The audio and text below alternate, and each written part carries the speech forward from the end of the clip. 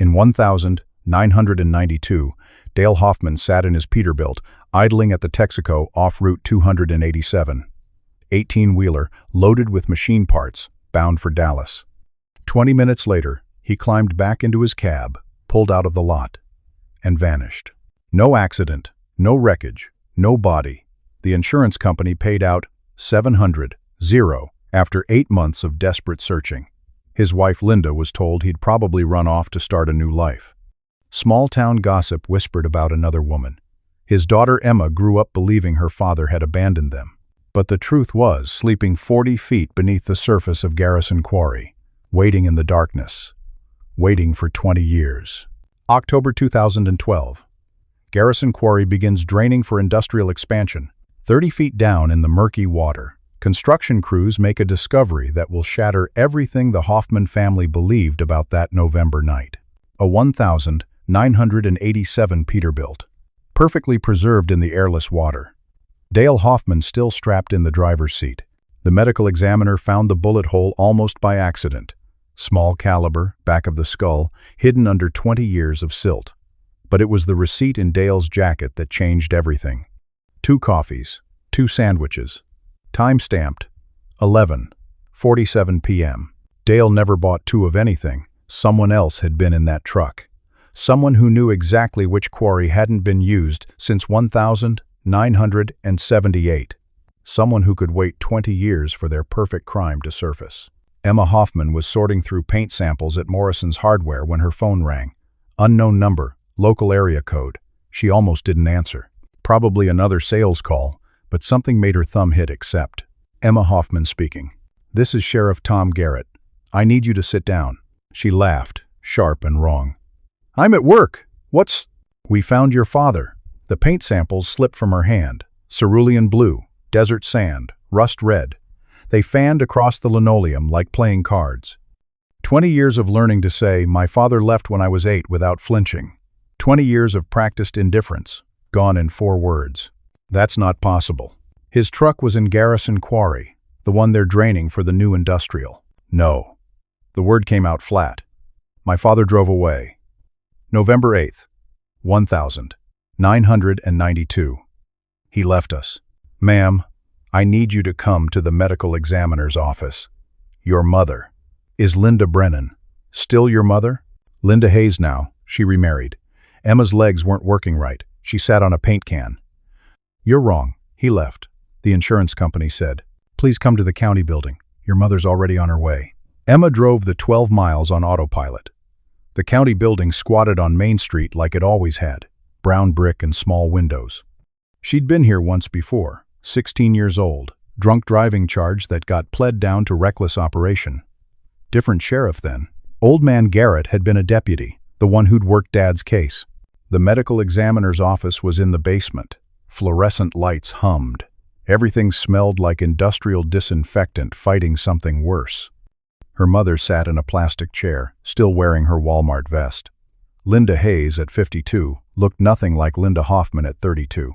The woman who'd waited by the phone for 3 months had been replaced by someone who'd learned not to wait for anything. "Mom." Linda looked up. Her face was strange. Not sad exactly, more like confused. "They're saying it's Dale. It can't be."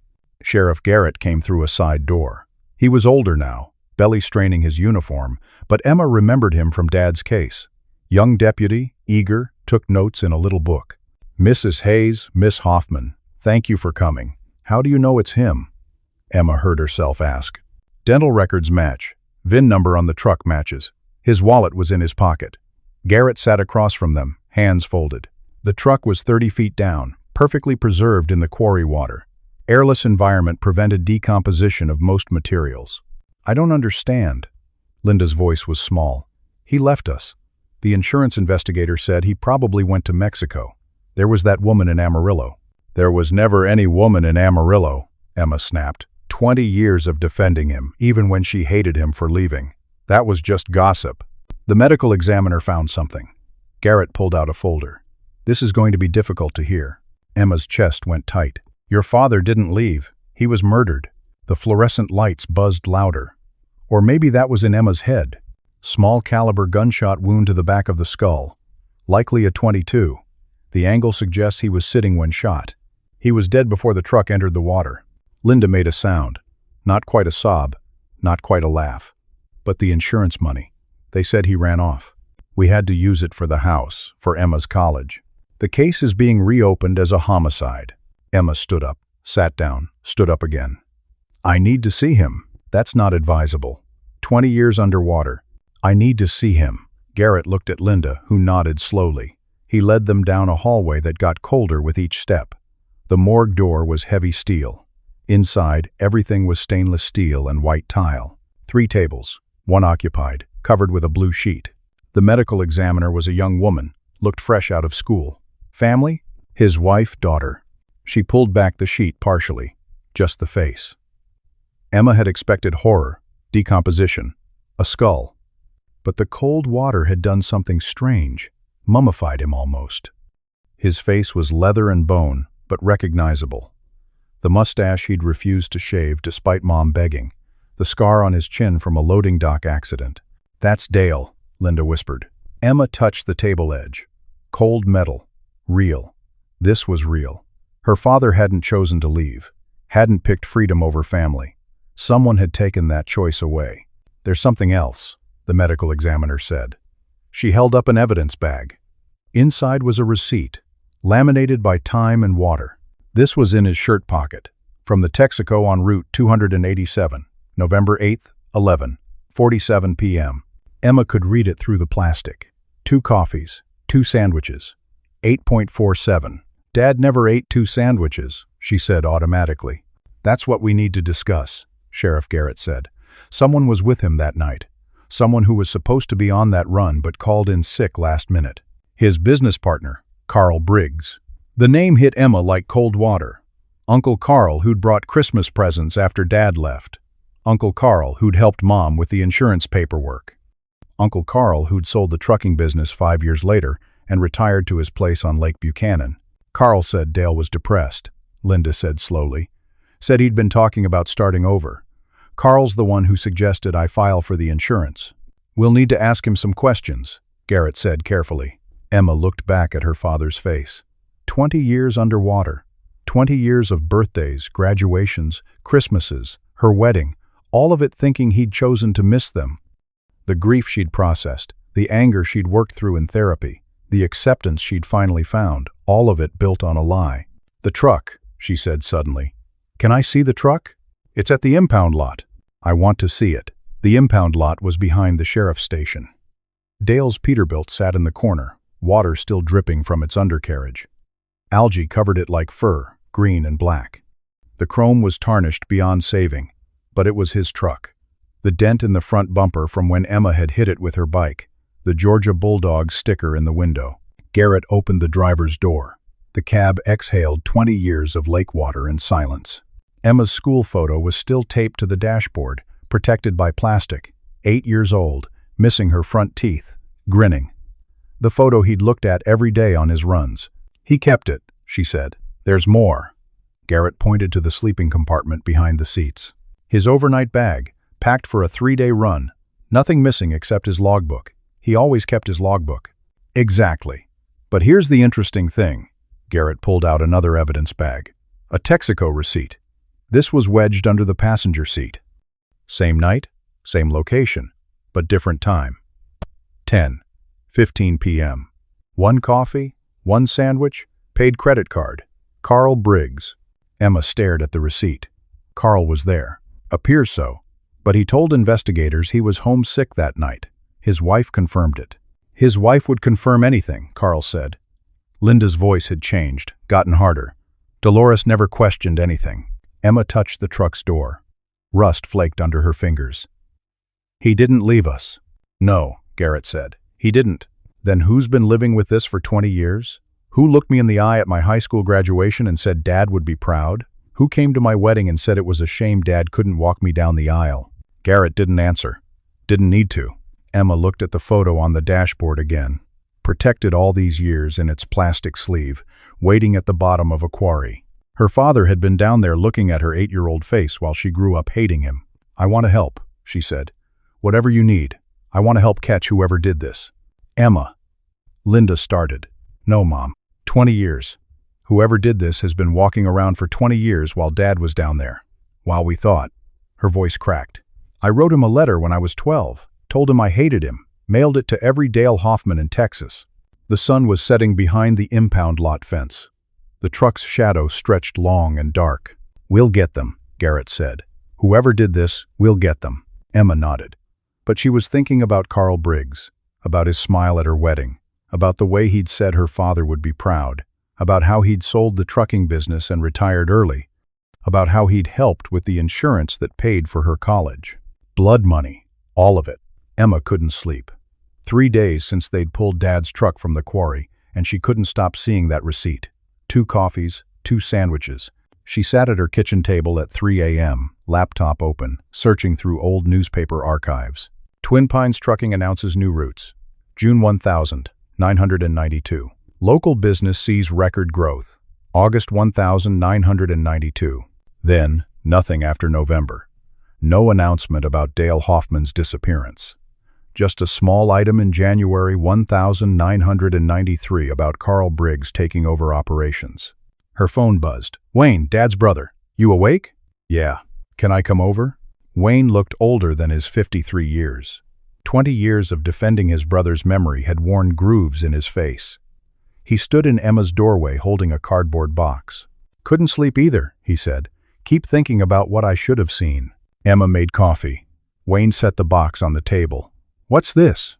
Everything I kept from Dale's. Your mom threw most of it out, but I grabbed what I could. He pulled out a trucker's logbook. Not Dad's final one that was missing, but from October 1992. Look at this.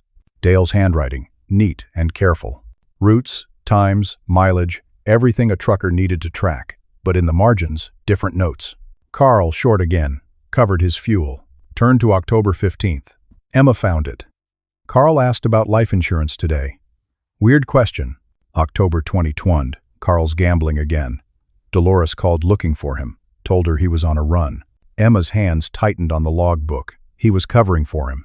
Your dad was too loyal. Always had been. We started Twin Pines together, all 3 of us, back in '85. But Carl never could handle money. Wayne pulled out a manila folder. I did some digging after Dale disappeared. Found these photocopies of receipts from a truck stop casino in Oklahoma. Carl's signature. Thousands of dollars. How? 8. Buddy of mine worked there. Carl owed money to the wrong people. Wayne's jaw tightened. The kind who break fingers first, ask questions later. Did you tell the search team? Tried to. They said Dale probably had debts too. Said he ran off to escape them. Wayne laughed, bitter. Dale never gambled a day in his life. Wouldn't even buy lottery tickets. Emma's phone rang. Sheriff Garrett. We need you to come in. Both you and Wayne, if he's there. I can hear him breathing. Emma's phone rang. They drove separately to the station. Dawn was breaking, painting the sky the color of rust. The sheriff's office was already busy, deputies moving with purpose. Garrett led them to an interview room. A laptop sat on the table. We pulled this from the truck's sleeping compartment. It was in a waterproof case. Truckers used them for paperwork. Still worked after we dried it out. He turned the screen toward them. Your father kept records. Detailed ones, spreadsheets, delivery logs, payment records, and a folder labeled Carl. Jesus, Wayne breathed. Inside were scanned IOUs, dozens of them. Carl Briggs owed Twin Pines Trucking, HUS 47, 0. The last one was dated November 1992. There's more. Garrett clicked another file. Insurance papers. Dale had a 500 life insurance policy, standard for truckers. But look at the beneficiary change form. November 5th, 1992, 3 days before Dale died. The beneficiary had been changed from Linda Hoffman to Twin Pines Trucking LLC. That's not Dad's signature, Emma said immediately. Look at the H in Hoffman.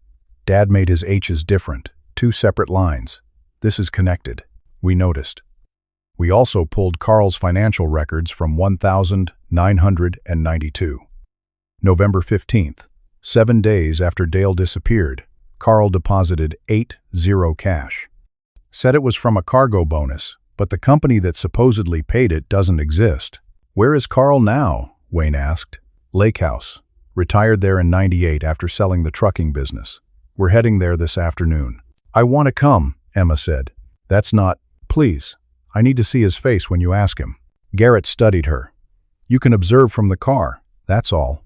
The drive to Lake Buchanan took 2 hours. Emma followed the sheriff's cruiser, Wayne beside her. Neither spoke much.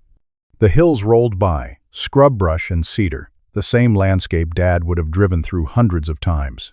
Carl's lake house sat on a prime lot, all glass and stone. A new boat bobbed at the private dock. Money everywhere. 20 years of spending what he'd taken. Emma parked where Garrett indicated, far enough back, but with a clear view. She watched the sheriff and 2 deputies approach the door. Carl answered. Older, heavier, but still the same Uncle Carl who'd taught her to fish. He was smiling, shaking Garrett's hand, playing the friendly retiree. Then Garrett must have said why they were there. Carl's body changed, stiffened. He stepped back, shook his head, gestured toward the lake. He's going to run, Wayne said. But Carl didn't run. He invited them in. The door closed. They waited. 5 minutes. 10. Emma's phone rang. Unknown number. Don't answer that, Wayne said. But she did. Emma? Dolores Briggs, Carl's wife. Voice rough from decades of cigarettes. Is it true about your father? They found him in the quarry? Silence. Then, I knew. God help me. I knew something was wrong. Carl came home that night covered in mud, said he'd had to change a tire. But Dale's truck didn't have a flat when they found it, did it? Emma's heart hammered. Dolores. I'm at my sister's in Austin, been here since yesterday when the sheriff called. I'm not going back. 40 years of marriage and I'm done lying for him. What happened that night? Carl left at 9. Said he was meeting Dale about selling his share of the business. Came back at 3 in the morning. Shirt had blood on it. Just a little, on the sleeve. I washed it. God forgive me, I washed it. Will you testify? A long pause. Yes. Your father was a good man. He deserved better than what Carl gave him. Better than what we all gave him. The line went dead. The front door of the lake house opened. Carl came out in handcuffs, Garrett behind him. Even from 50 yards away, Emma could see Carl looking around, searching for something. His eyes found her car, found her watching. He smiled. The same smile from her graduation, her wedding, like he was proud of her. Wayne's hand clenched on her arm. Don't. But Emma was already out of the car, walking toward them. Carl watched her approach, that smile never wavering. Emma, honey, don't. Her voice came out steady. Don't you dare. Your father would be proud of you, Carl said. He always talked about you. Every run, showing that picture, telling everyone about his little girl. You killed him. I tried to save him. The business was failing. The debts. You don't understand what they would have done to me, to all of us. So you shot him? Carl's smile finally faded. He wouldn't take the money. Said he'd rather lose everything honest than steal from the insurance company. Stubborn fool. I offered him half to disappear. More than half. He could have started over. Sent for you later. He would never have left us. No, Carl agreed. That was the problem. Dale always did the right thing, even when it was the stupid thing. Garrett guided Carl toward the cruiser, but Carl kept talking, voice carrying across the gravel drive. I helped you. Paid for your college with that insurance money. Walked you down the aisle when you got married. I was there, Emma. Where was he? He was at the bottom of Garrison Quarry where you put him. Carl stopped walking. For a moment, his mask slipped completely. He made me do it. If he'd just taken the money. Get him out of here, Emma said to Garrett. They drove Carl away. Emma stood in his driveway looking at the lake house built with blood money. Wayne came up beside her. You okay? No. She thought about that school photo, protected in plastic, waiting 20 years in the dark. But at least now I know. He didn't leave us. He didn't choose anything else over us. He never would have, Wayne said. Your dad loved 2 things in this world, you and your mom. Everything else was just work. Emma's phone buzzed. Mom texting from the hospital where she worked. Saw the news alert. They arrested Carl. Coming home early. Are you okay? Emma typed back. He didn't leave us, Mom.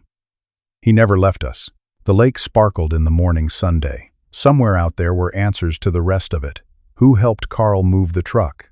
Why Garrison Quarry? How he'd kept it secret for 20 years. But those would come. For now, it was enough to know that Dale Hoffman had been exactly who she'd believed he was before that November night.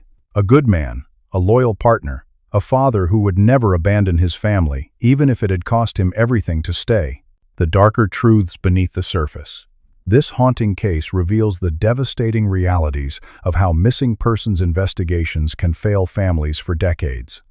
Dale Hoffman's murder exposes critical flaws in how authorities handle disappearances, particularly when financial motives disguise themselves as abandonment. The first lesson is confirmation bias in investigations. Within months, authorities accepted the simplest narrative runaway father rather than investigating thoroughly. Statistics show 40% of missing adult cases are closed prematurely based on assumptions. Dale's case demonstrates how quickly missing person becomes chose to disappear without evidence. Small-town corruption enabled 20 years of deception. Carl Briggs wasn't just Dale's partner. He had connections throughout the community who helped suppress investigation. The insurance investigator, local officials, even family friends accepted his version without scrutiny. This social manipulation occurs in approximately 12% of domestic murders, where the perpetrator maintains relationships with the victim's family. The psychological devastation on families reveals another harsh reality. Emma Hoffman spent 2 decades believing her father abandoned her, processing grief mixed with abandonment trauma. This ambiguous loss, when someone vanishes without confirmation, creates prolonged psychological damage that can destroy entire family systems. Most chilling is how underwater crime scenes preserve evidence. The cassette recording that solved Dale's case shows why hope and continued investigation matter, even after decades. However, thousands of vehicles rest in American waterways with their occupants' fates unknown. Systematic sonar searches could locate these cases but are rarely deployed.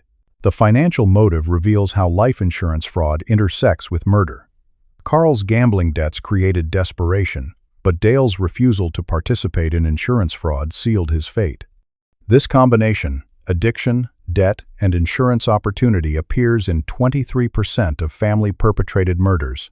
Dale Hoffman died because he wouldn't compromise his integrity or abandon his family. His story proves that sometimes those offering comfort to grieving families are the ones who created that grief.